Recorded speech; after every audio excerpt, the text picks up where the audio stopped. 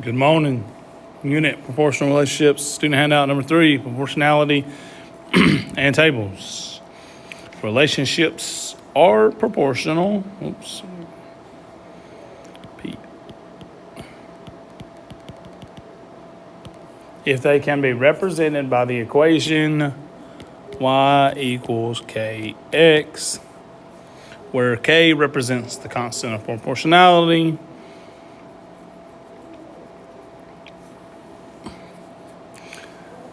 All right, here we go. There are 2 coffee shops in town. They both charge different prices. The prices are proportional, but some of the information is missing. So they told us that it is proportional, so we can fill this table out. All right, so to fill it out, we have y and we have x. So it's 825 over 3. Remember, that can be written as division also, okay? So you can divide that. So when you divide it, it'd be 2.75 over 1, but we don't write the over 1 because anything over 1 is itself. So it's 2.75. Once we know the rate of per 1, because remember, it's over 1. So once we know that, we know this is 2.75. We know the total cost of 1 is 2.75. So now that we know the cost of 1, we can just multiply the cost times how many cups of coffee.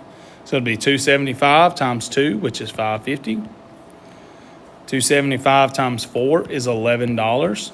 And 275 times 6 is $16.50. And we know the rate is the same. It's 2.75 all the way down. How do we know it's the same? Because they told us in the directions right there that it was proportional. Had they not told us that, we wouldn't know that. But they did tell us that because they're so sweet. All right, I'll let you get all of that.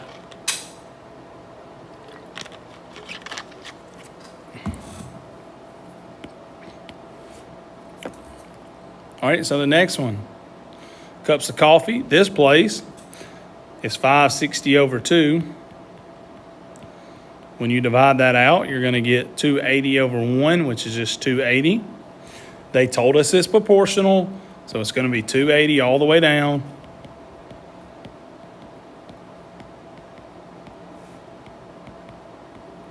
What does the total cup of coffee cost? 1 cup is 280. How do we know that? Because it was 280 over 1, which tells us it's 280 per cup. Now we just multiply the cost per 1 cup for each cup. So 280 times 3 is 840. 280 times is 1120. We are dealing with money, so I do need to put my money signs here.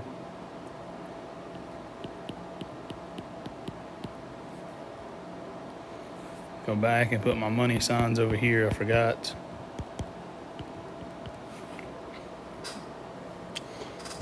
Now, the ratio is not money. It's just numbers.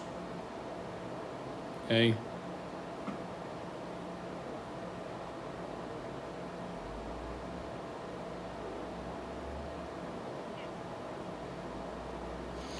All right.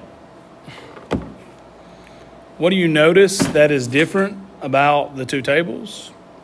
Hey, how about they cost different? The price, the cost per cup is different.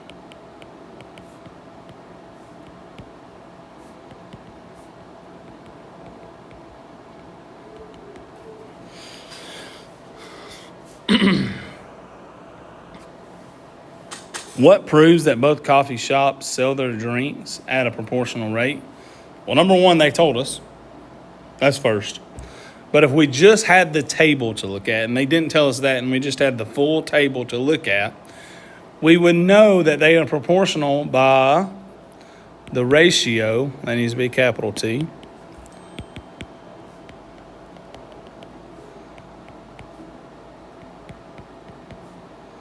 is the same for each. It's just for the whole table.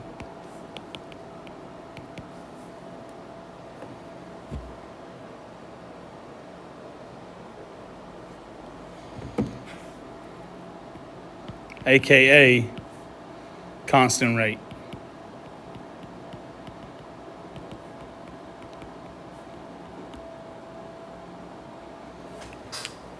AKA constant rate of change.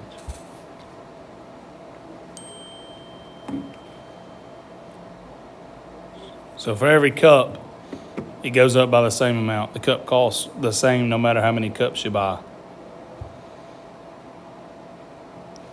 All right, C says, if you purchased 9 cups of coffee at Houndstooth, I don't know why we have to make these Alabama names.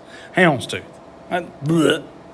Anyways, if you purchase 9 cups of coffee at Houndstooth, how much more would you spend than if you purchased 9 cups at Seattle Coffee? Well, first of all, you need to figure out how much more you'd pay per cup. So per cup, you would pay at Houndstooth a nickel more, so 5 cents more. And if you bought 9 cups, so it'd be 9 times 0.05, oh, not 0.05, 0.05, which is a nickel. If you have 9 nickels, you have 45 cents. And you would pay more. I forgot to include the more part.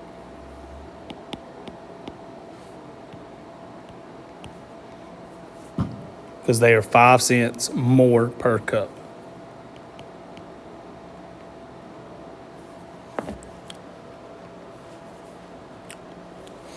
All right, now there's a third coffee shop that's opening up in the busy business district.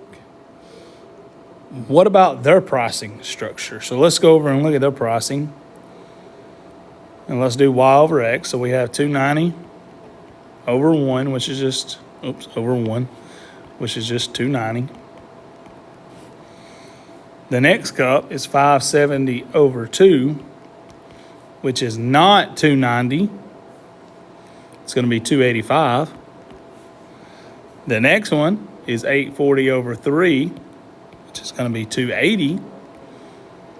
And then you have 11 over 4, which is 275. Are we starting to notice a trend? 1350 over 5 is 270. And 1590 over 6 is 265. All right, what do we notice? Yeah, it goes down 5 cents every cup you buy. I wonder when that stops. Like, could you get your one free if you bought enough of them to go down 5 cents all the way? Interesting question. D, a third coffee shop is opening, so what do we notice about the pricing structure? What we just said. The cost per cup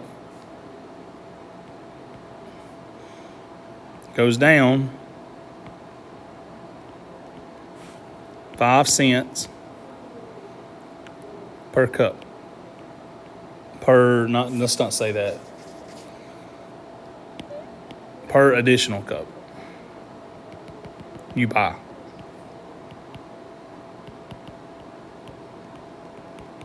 So the cost per cup goes down by 5 cents per additional cup you buy.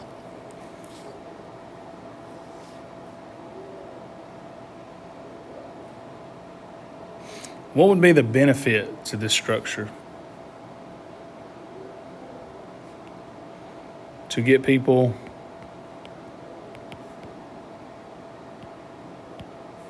to buy more, to pay less per cup.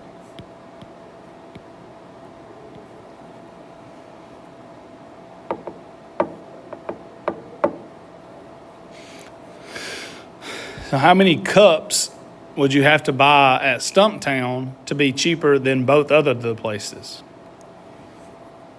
So if you bought 5 or more cups, it would be cheaper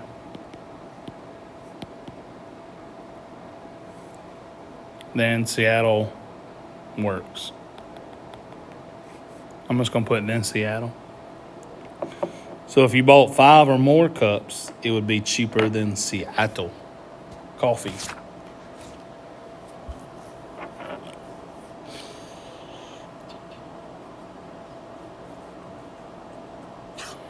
All right. Moving on up. Moving on up. All right, next set of directions. C.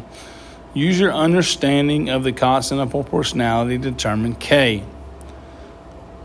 So if the relationship does not have a constant, label it non-proportional. So do not assume that all of them are proportional. I told you not to do that anyways, so don't do it now. So we got to figure out if it's proportional or not. And the way we do that is go find the y over k. So I'm going to kind of draw a little line there.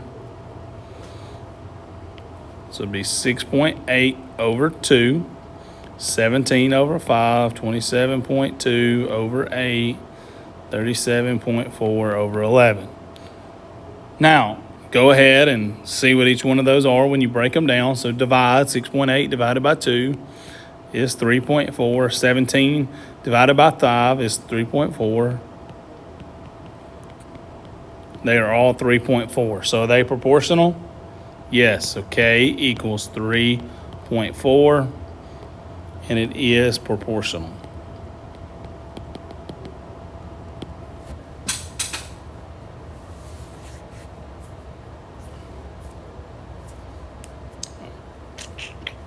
All right, I'm going to pause now and let you do the other two. We'll be right back. All right, welcome back. We're here on the AHS Sports Network. All right, let's see if these two are proportional. Let me draw my little line there.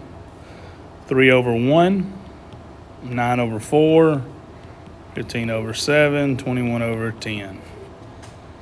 It goes up by 3 every time. It goes up by 6 every time. Does that mean it's proportional? No, that doesn't matter. Jabroni. You have to look at the proportionality, the K over here. All right, 3 over 1 is 3. 9 over 4 is 2.25. Those right there are not the same, so guess what? It is not proportional. I don't even have to go further than that. If the first two aren't proportional, then that's it. The whole thing ain't. We're good. It's not proportional. So you can't just look to see if it goes up by the same amount. Y'all see how it went up by 3 every time? And it went up by 6? That don't mean it's proportional. Okay? That's just the pattern that it goes up by. That has nothing to do with proportionality. Nothing. All right. Moving over to the last one.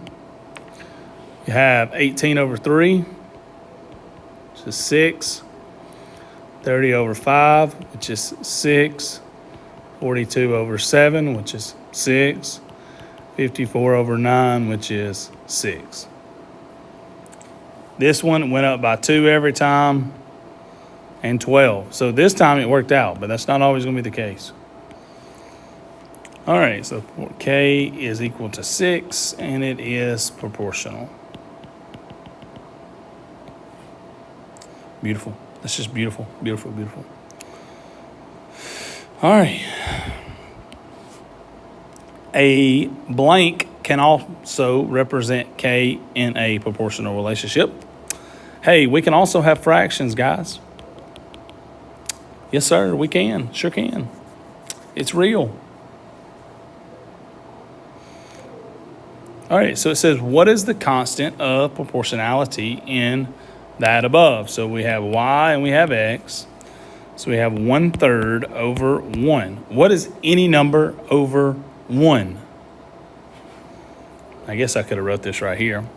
1/3 over 1 equals 1/3.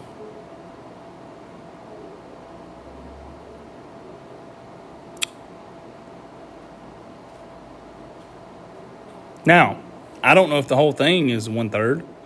So to check, we know this is what it should be. So let's go divide 2/3 divided by 2. You can enter that in your calculator if you would like. And when you do, you are going to get 1/3. Over here,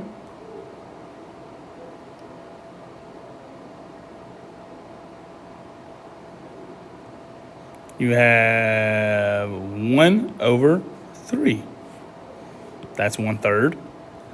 Over here, you have 4/3 over 4. When you divide that, guess what you're going to get? And then the last one, they do all equal 1/3. So it is proportional. So 1/3. So let's go K equals 1/3. All that is to show you that it can be a fraction. So a fraction can be over a fraction to be a ratio. That is possible. It's a real thing. All right. Each table shows a proportional relationship. So they're telling us it is proportional. So we can fill in the blanks. If they did not tell us it was proportional, we couldn't fill in the blanks necessarily. Okay? But they told us it was proportional. So we're going to fill in the missing values and we're going to determine K. So how do we do that? Well, they only give us 1 right here. Okay, so it's going to be 78 over 13. And then you're going to find the rate of change from that, and K is going to equal 6. Once you find the over 1 value, the rate of change, 1 times 6. Now, how do I know, how can I go from 24 back to that? Okay, well, I know that for whatever the left column is, well, hang on, let me just go back and rephrase this. How did I go from 1 to 6 when I knew the rate of change? I did what? I multiplied. So if I need to go backwards the other way, what can I do? Divide by 6. And I'm going to get 4. I'm going to divide by 6. And I'm going to get 7. I'm going to multiply by 6. And I'm going to get 60.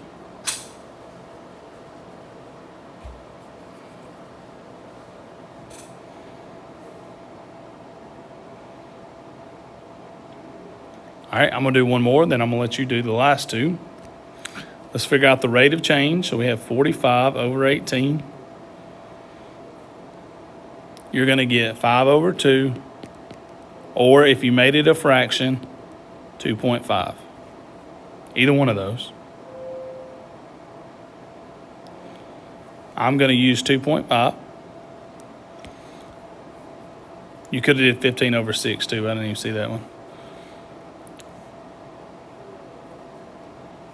So how are we going to fill in the missing ones? Well, we can't fill in this second one yet because we don't have any info, but we can fill in the one to the right. But we can fill in this one because we know it's increasing every time by what? 15. So 15 plus 15 more is 30. Okay, they were going up by 15 there. On the other side, I don't know what they're going up by yet. But I do know the rate of change is 2.5. So now that I know 30, we decided that I could divide by 2.5 to get the number on the left. And when I do that, I'm going to get 12. Now I see that they're going up by 6s, so I can just fill in the rest of the chart.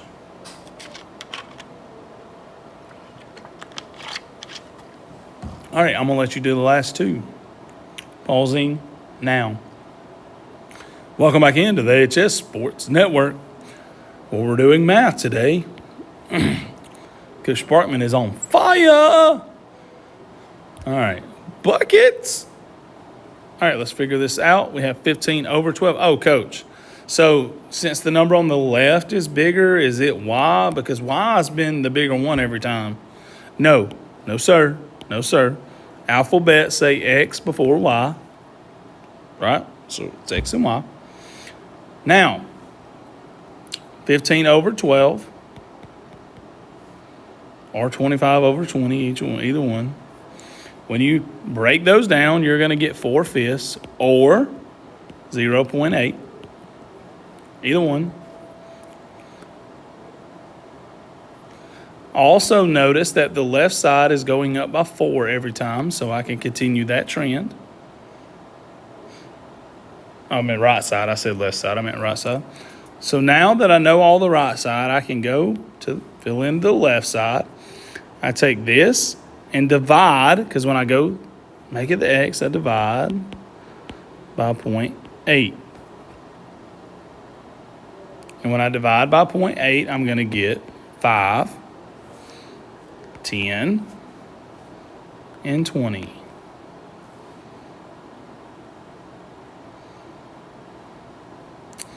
Over to the left, or to the right. I don't know my left and right. Good gracious. Let's figure out the K, the rate of change. So we're going to have 84 over 28, which is going to divide out to be a whole number, thank the Lord. 3. So now we can just multiply to get that number, 21. We can divide by 3 to go backwards. It's going up by 7, so I'm just going to continue that trend. Over here on the right, it's going up by 21, so I can continue that trend, or I can just multiply by 3. And you're going to get 105. That's all Fat Guy in the Back wrote. We'll see you on the flip side. Adios, amigos.